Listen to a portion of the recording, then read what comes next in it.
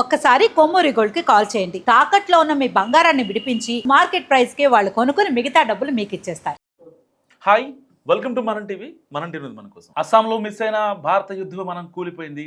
గురువారం సాయంత్రం రాడార్ నుంచి కనిపించకుండా పోయిన జెట్ ప్రమాదానికి గురైనట్లు ఎయిర్ ఫోర్స్ ప్రకటించింది. జెట్ మిస్ అయిన క్రమం నుంచి రాత్రంతా సెర్చ్ ఆపరేషన్ చేపట్టిన ఎయిర్ ఫోర్స్ జెట్ అగ్ని ప్రమాదానికి గురైనట్లు ప్రకటించారు. అస్సాం కర్బీ ఆంగ్లాంగ్ జిల్లాలో క్రాష్ అయినట్లు కూడా అధికారులు తెలిపారు. ఈ ప్రమాదంలో 2 ఎయిర్ ఫోర్స్ పైలట్లు చనిపోయారు.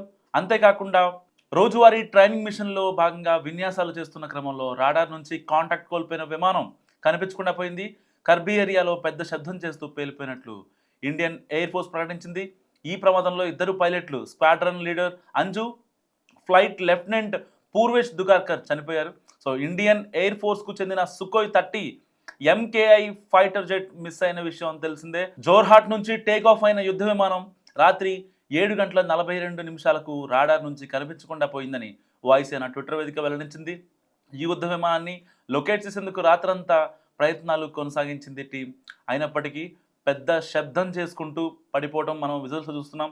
సుఖోయ్ జాడను కనిపెట్టేందుకు సెర్చ్ అండ్ రెస్క్యూ మిషన్ ప్రారంభించింది. అప్పటికే కర్బీ ఆంగ్లాంగ్ జిల్లాలోని ఒక ప్రాంతంలో గురువారం రాత్రి భారీ పేలుడు శబ్దం వినిపించడాన్ని స్థానికులు చెప్పారు. అయితే ఈ పేలుడుకు సుఖోయ్ మిస్సింగ్కు సంబంధం ఉందా లేదా అన్న అనుమానాలు ఇప్పటికీ నివృత్తం అయ్యాయి. కానీ సెర్చ్ ఆపరేషన్ తర్వాత సుఖోయ్ విమానమేనని నిర్ధారించుకున్నారు ఐఏఎఫ్ అధికారులు. రష్యాకు చెందిన సుఖోయ్ ఫైటర్ జెట్లకు భారీ మార్పులు చేసి ఇప్పుడు వాయుసేన ఉపయోగిస్తుంది. సో ఇది చాలా లైట్గా ఉండే విమానం. అలాంటి విమానం పెద్ద శబ్దంతో కూలిపోవడంపై దానిపైన ఒక అనుమానం అయితే ఐఏఎఫ్ వ్యక్తం చేస్తుంది. దీని గురించి మీరేమనుకుంటున్నారో కామెంట్ చేయండి.